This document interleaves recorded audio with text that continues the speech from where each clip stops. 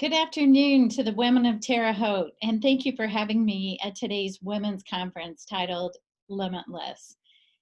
We'll talk today about creating engaged and inspired workplaces. By the way, I think workplace, or what I like to call workspace, means whatever that means for you, right? Even before this recent, I don't even want to say the word because I don't like to bring it up, but say 6 months ago, many of you might have worked from home already. So maybe that is your workspace, or many of you might work in large offices with large teams, or you did before and you are now. So your workspace right now might be your master bedroom, or it might be a place in the basement, or it might be sitting at the kitchen table. It doesn't matter whether you work by yourself or work with a team, a very large team. We can all think about how we can create engaged and inspired workspaces. When I first wrote the book that I called JoyPowered, I actually was working home remotely 5 years ago. Now, I did have a team at the time, but my workspace was an office in my home. But I want us to think today, not only, although our topic is about the workspace, really work is a part of our life, right? Hopefully it's not our life. It might be a big part of our life, but we can look for joy and look to be engaged and inspired in our life. And a major part of that is our work. So here we go. One of the things I like to ask groups, so if you can reflect on this for yourself for a minute, what does joy mean to you? Joy, whether that means joy in your life, joy in your work, joy in your family, joy on a team. We've written books on all of those. But what does joy mean to you? And I'm going to give you just a few seconds to reflect on that particular term. What does that mean to you?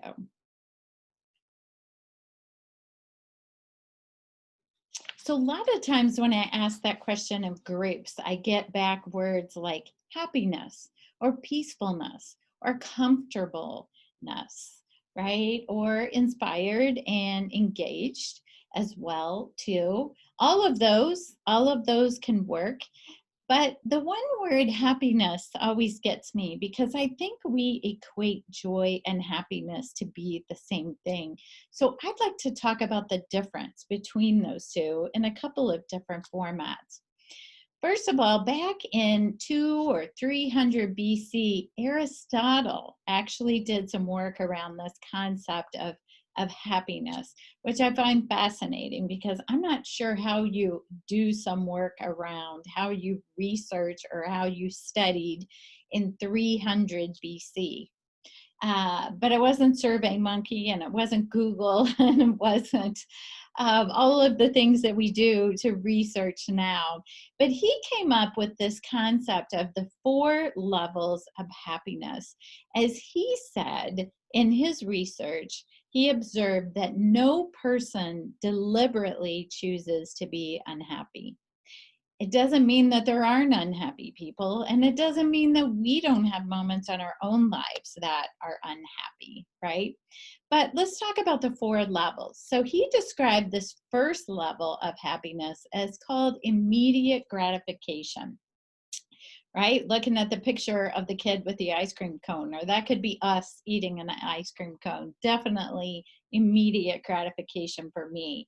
It might be reading a good book or getting the newest iPhone or something that is truly immediate gratification for us. It might feel good in the moment, but that moment goes away and then we want more. We want it to be replaced. So I see a lot of organizations reaching out to people or trying to engage them with immediate gratification.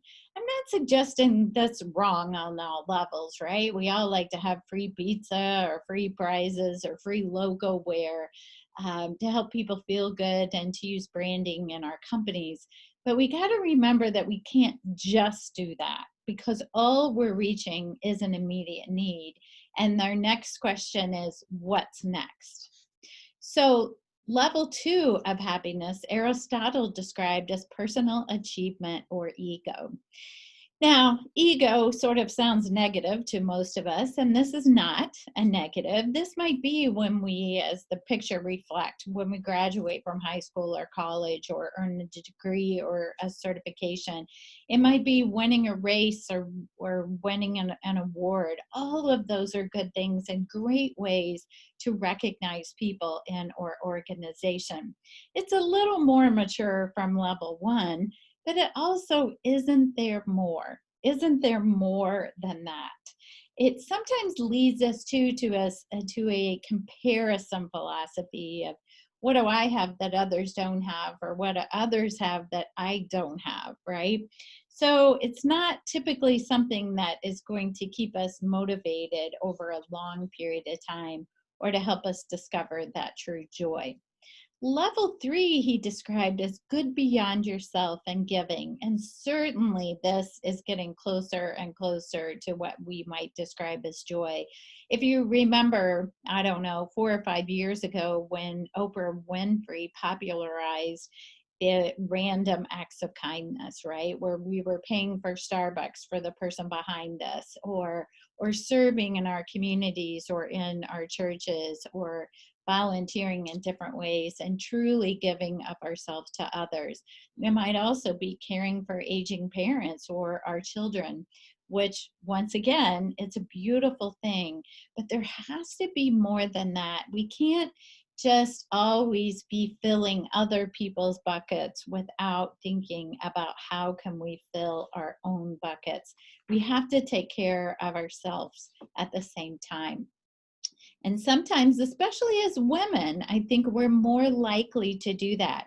We're more likely to think about giving to others and not always taking care of ourselves. Now, he describes level four of happiness as the ultimate good, right? And at each of the other levels, it really leads us to think, shouldn't there be something more? But this one, is where maybe we can stop, or maybe what we would think about as being joy powered.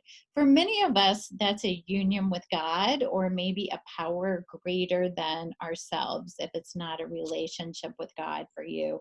But where we ultimately can strive to find that union alone that can lead us to ultimate happiness, maybe even eternal happiness, if we believe so. So a quick definition between the two. I like one that Sandra Brown said in 2012, that happiness is external and it's dependent on those outside situations. And thinking again in your workspace, it's dependent on someone bringing me free pizza or free ice cream, or giving me good benefits, or giving me a pay raise or time off, all of which are great. But really, joy is something internal. It's inside of us when we make peace with who we are and where we are, and why we are there. And I think although that sounds a little deep, I think we can find that in the workspace too, as something that we need to discover within ourselves. I like to say I'm not so sure that we can bring joy to others, because I think we have to find that deep within ourselves. But I do think we can invite, or we can create environments or atmospheres or culture when people can more easily discover that within themselves. Now, if I haven't already, I typically use the term engagement several different times. So I want to think about, what does engagement mean, and what do we need to be engaged in our work, or even engaged within our lives, where we can, in fact, discover that joy within ourselves. And Gallup has told us for over 40 years now, they have surveyed not just US workers, but worldwide workers. And that percentage is typically right at about 33%, somewhere between 30, and it's been even up to a high of 34% of people will say that they are truly engaged in their work. That means that only 1 out of 3 customer service people, or salespeople, or look around the room, people that you might work with, or the employees on your team that typically only 1 out of 3 of them are engaged in their roles, which is pretty sad statistic, right? That's only 1 in 3. I mean, when I think about that on my own team, which is a small team of 12 people, that only 4 of us are engaged, right? On any given day. It might not always be the same 4, but I find that fascinating, and I continually reflect on what can I do to add engagement to others or to engage people in their work. So Gallup describes this term engaged as being employees who are involved in, enthusiastic about, and committed to their work. Involved in, enthusiastic about, and committed to their work. I want you to think about that about yourself. Even if you're the owner of the company, can you answer this question? Are you involved in, enthusiastic about, and committed to your work? And if you are, why is that? What is it about your work that leads you to be engaged? Because you're only 1 out of 3 of those people. And what do you think other people on your team, how would they answer that? Are they involved in, enthusiastic about, and committed to their work? And if not, why aren't they? What is it that leads you to answer yes and might lead those 2 out of 3 other people to say no? And how can we discover what that is? Well, I mentioned that I wrote this book about 5 years ago. It's called JoyPowered, Intentionally Creating an Inspired Workspace Culture. And I was intrigued with this question, although I didn't initially set out to ask people about their states of engagement. When I did, I interviewed hundreds of people for the book and asked them questions about their work. And I originally felt like I could very easily put people into 3 different buckets of answers that I was getting. And then as I dug farther and asked more questions, I ended up with 4. So they're not the 4 levels of happiness, but what I chose to describe as the 4 levels of engagement. Level number 1 was I'm not happy in my work regardless of the culture. I mean, and you could give them free pizza and ice cream and iPhones and the best benefits in the world every day, and it's not going to matter. They're just in the wrong job or in the wrong space. State number 2, I call that I'm comfortable in my work, but it's just safe. I'm not positive about it. I get a paycheck and it's not too bad. I get benefits and they're okay. I get to work usually on time. I like most of the people I work with, but no real excitement about that. Level 3 is when people were telling me, "Oh, I work in a positive culture. I'm positive about what I do and I appreciate the benefits I receive," but they still couldn't get themselves to say they were engaged in their work, that they were involved in, enthusiastic about, and committed to their work. Now, here's my guy that I think was in level 4 and really feels joy powered about his work. And by the way, I showed this slide for about a year before I thought to say, this guy's coming to work. He's not leaving on Friday at 5 feeling joy powered. He's feeling joy powered when he gets to work first thing in the morning. So once again, I'll ask you, which state are you in and why is that? And what are you doing about it? Even if you can say you're in state number 4, that you feel joy powered in your workspace, what are you doing specifically that you can really name it so that you're sure that you can keep repeating it, right? If we don't really understand what leads us or what we're discovering within ourselves to have that joy, how do we know if we can repeat that again tomorrow? So we have to be able to, I think, articulate those moments for ourselves. And one of my favorite quotes ever that Donald Clifton, who was the founder with Gallup, the founder of the Clifton Strengths Movement, said, "What will happen when we think about what is right with people rather than fixating on what is wrong with them?" And I share this with you because I think it's an opportunity for us to look for and discover that joy in others, right? I didn't say we could bring it to them, but I think we can help find it within ourselves and help others find it within themselves as well if we focus on what is right with people. And don't you think sometimes when we fixate on what is wrong with them, what it really is that they're different than we are, that they have a different style, they have a different approach to their work, to their conversations, to what time they get into work, whether they're an early bird or a night owl, right? Um, so we have to look for those differences and appreciate those differences and strengths in other people. But I also beg you to ask this question of yourself. What if you went home, which now going home might be going to the next room or going upstairs or downstairs in our houses or apartments. But what if we ask at the end of the day, what will happen when I think about what is right with me, rather than fixating on what is wrong with me? Because I think, and there's a lot of research out there that says that we're hard on ourselves. We're hard and we're critical on ourselves and thinking at the end of the day, I wish I wouldn't have said that. I wish I hadn't done that. I wish I hadn't sent that email. I wish I would have communicated better. I wish I would have shared more information. Not that we don't need to learn from all of those things, because we do, and we'll make mistakes, and we'll make mistakes tomorrow and next week and the week after. So I think we need to learn from them. But what if at the end of the day, we ask ourselves, what did I do right today? And how can I do more of that tomorrow? And what if that was our first question that we ask ourselves, as opposed to thinking about what did I do wrong today? Right? So let's look for that both within ourselves and within other people, our customers, our teammates, our bosses, our peers, our teams, whoever that might be for us.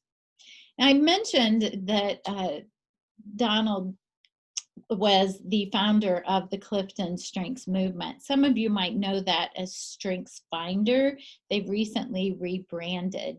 But I think this is an easy way for us. If you Google Clifton Strengths or Strengths Finder, maybe many of you have taken the Strengths Finder assessment before. It helps us it costs $19.99 plus tax, and it helps us articulate our top 5 signature themes. That is, what do we do best in our day? And I think it's a great investment in you, whether you can do it as an organization or as an individual. Have your spouses take it, have your friends take it, have your kids take it if they're older than 12 years old. And I think it truly has an impact on our lives. I know for me, I've been a believer in the Clifton Strengths Movement for a long time, but it was really when I had my teenagers take it that I realized the ultimate power of that, and felt like I was a better mom, a better wife, a better leader, because not only did I understand my own strengths, but I looked for those strengths in others. Gallup says that those people who focus on their strengths or work in their strength zone look forward to going to work. They tell their friends they work for a great company. They have more positive, creative, and innovative moments. They treat customers better. They have more positive than negative interactions, and they achieve more on a daily basis. Now, who wouldn't want to be this person, right? And who doesn't want to work with these people? So for $20, I think it's a great investment in yourself and your team members. So many times, though, I hear people say, yeah, but JoDee, I do focus on my strengths, and I do look for the best in other people, but we just have a bad culture at our office, and my boss does this, and my peer does this, and my coworker, and we get all tied up in pointing our fingers at other people, and as opposed to and focusing on what they are doing wrong versus we can be doing the right thing. So many times I think we hear that culture change must start at the top. Now, I'm not suggesting that it's not really, really helpful and that it can be the fastest way to support change or to support a positive culture. But I also think so many times we get caught up in this finger pointing game and we wait for someone else to do something about it.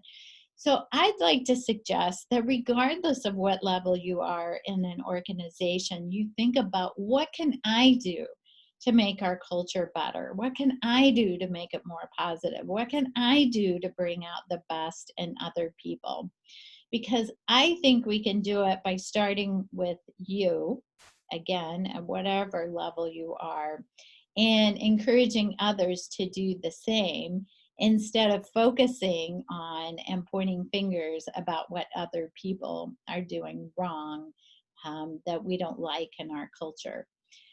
I also think once we discover some of these things that we have to be intentional about them, right? Are we pointing fingers? Are we waiting on someone else? Or are we being intentional about our own cultures, our own goals, our own impact that we can have on other people? So this is a list of things that I created for myself. I'm not suggesting that this should be your list. This is JoDee Curtis's list. Now, maybe I hope you can get some ideas from my list, but what things do I try to be intentional about every day? And by the way, what I have in parentheses next to my intentional habits that I'm constantly working on, by the way, it doesn't mean because I'm intentional that I'm perfect at them, but I have listed my signature themes to help remind me about which of those themes I can be working on, focusing on, thinking about, to help me be more intentional on those. So I won't read through them all. You can read them. But number one was to set goals for myself, personally, professionally, and spiritually, right? To create positive habits, to be grateful and positive, and to be generous. So I ask you to think about, what is your list? What are you being intentional about? Or are you just wishing that things were going to magically happen on their own? You know, are you one of those people who wish it would happen, or you make it happen? So another question I'll ask of you is, are you settling, or are you being intentional? And that's, are you being intentional at looking for the best in others? Are you being intentional about creating an inspired workspace?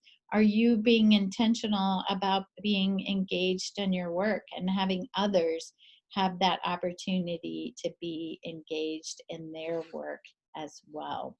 So one final question I'll leave you with is, what are you going to do today to find your joy? And I hope it's not about waiting for someone else to do it, but being intentional about finding the joy in your day, at work, personally, in your health, in your spirituality, in your community, whatever is most important for you, or all of the above things today. And I mentioned a couple times that I've written some books. I wrote the first one and co-wrote the next two. But if you're interested in finding out more about those, Joy-Powered Workspaces, Family, and Teams, you can find those at getjoypowered.com. You can also find them on Amazon, but if you go to getjoypowered.com, we'll send you a signed copy of the books. And then we also have a Joy Powered Workspace podcast that you can listen to wherever you get your podcasts. And those, of course, is free. So we encourage you to check that out. It's designed for HR professionals, for business leaders, and really for anyone who's looking to create, enhance, or think about engaged workplace cultures. So thanks so much for having me today. It's been fun seeing you virtually today. And my contact information is on the screen if you have any questions or want to reach out to me for anything.